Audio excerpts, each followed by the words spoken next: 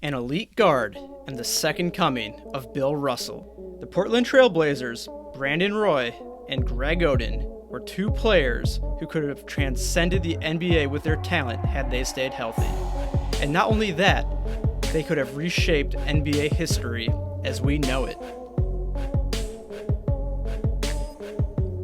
Before injuries, Brandon Roy was Rookie of the Year, a 3-time All-Star, a 1-time second-team All-NBA, and a 1-time third-team All-NBA. By the year 2009, just 3 years into the league, Roy was able to lead his team to the playoffs, averaging 23 points, 5 assists, and 5 rebounds, and an even more staggering 27 points per game in the playoffs. He is truly a big-time, big-game player. Even conference rival Kobe Bryant called Roy the hardest player to guard in the West, claiming that he had no weaknesses in his game. Just 1 year after drafting future All-Stars LaMarcus Aldridge and Brandon Roy, the Blazers passed on Kevin Durant for what many considered the best big man to enter the game since Shaquille O'Neal. Greg Oden, before devastating injuries, was one of the most elite prospects to enter the draft in a long time.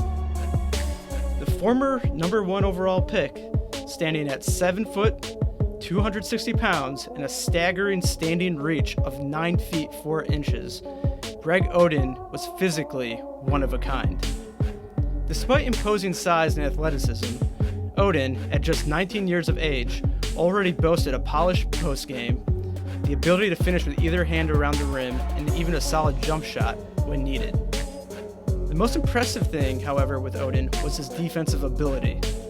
Able to defend any big man in the post, and the uncanny ability to block shots with either hand, he was an absolute terror on the end, drawing comparisons to NBA legend Bill Russell.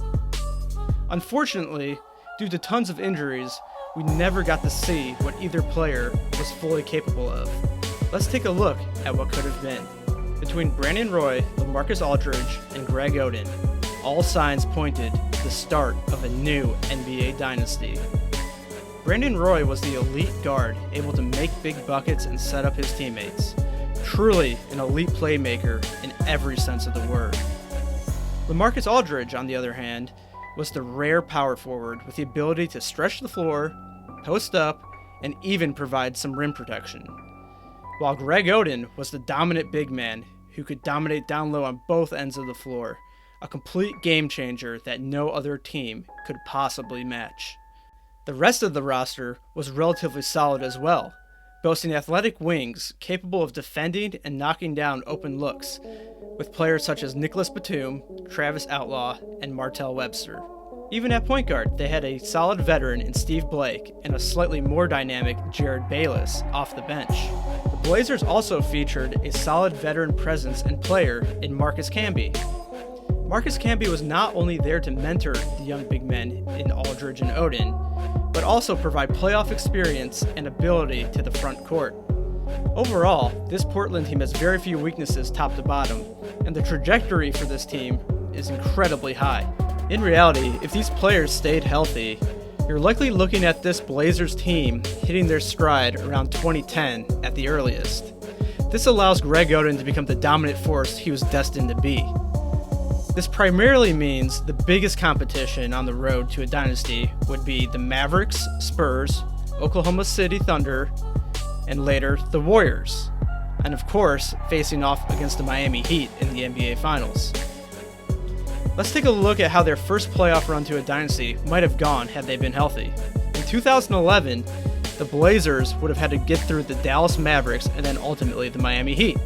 In this initial matchup, we'd have one of the more intriguing matchups in the frontcourt we've ever seen, with that being Dirk and Tyson Chandler versus LaMarcus and Greg Oden.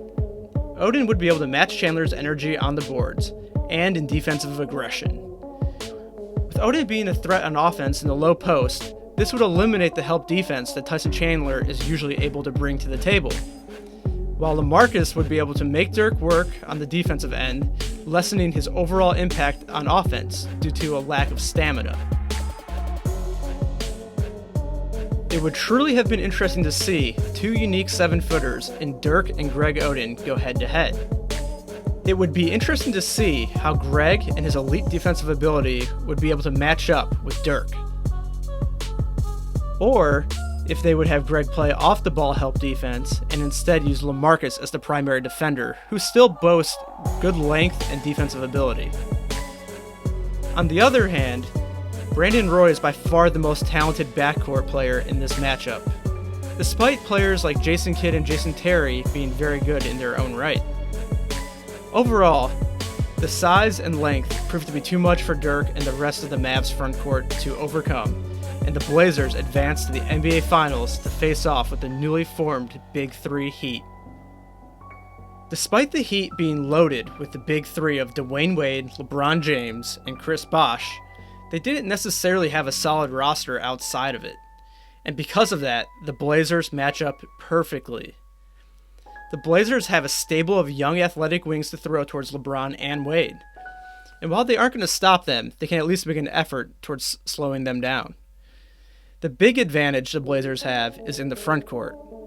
LaMarcus versus Chris Bosh alone would be a very good matchup, but it also negates one of the big three, which the Heat sorely need to beat other teams.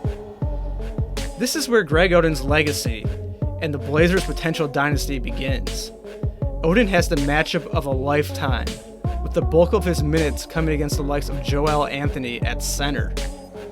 Oden ends up owning both ends of the floor with sheer dominance.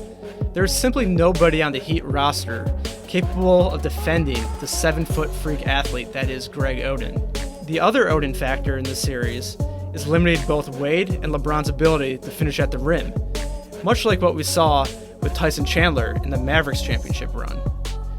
Meanwhile, in close games in this series, Brandon Roy emerges as a potential heir to Kobe Bryant and the next great guard.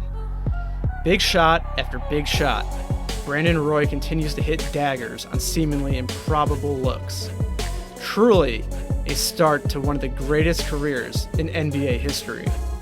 The Blazers end up winning, setting up historic matchups for years to come between the two teams, with the Heat consistently hoping and looking for anyone capable of slowing Greg Oden down.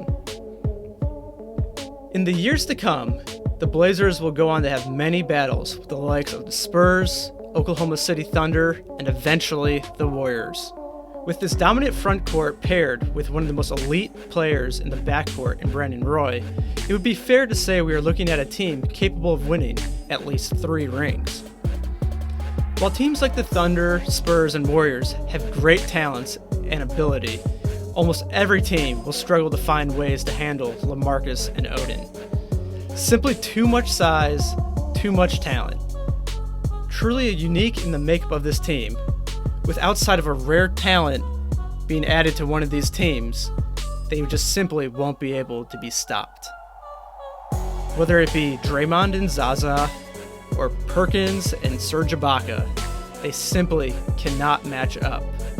This leaves the Portland Trailblazers year in, year out favorites to make the finals and face off versus the Heat. One would also have to wonder, how does this influence Kevin Durant in his free agency decision? Are the Warriors as attractive as they were before? Or is he tempted to find a way to maneuver his way over to the Portland Trailblazers to join the dynasty of that time? Another probably overlooked factor of the Portland Trailblazers staying healthy and having a dominant Greg Oden is that, will it change the way the game is played? As we all know, the Warriors, and even the Rockets to an extent, changed the way we think of the NBA today, with a primarily perimeter-focused offense.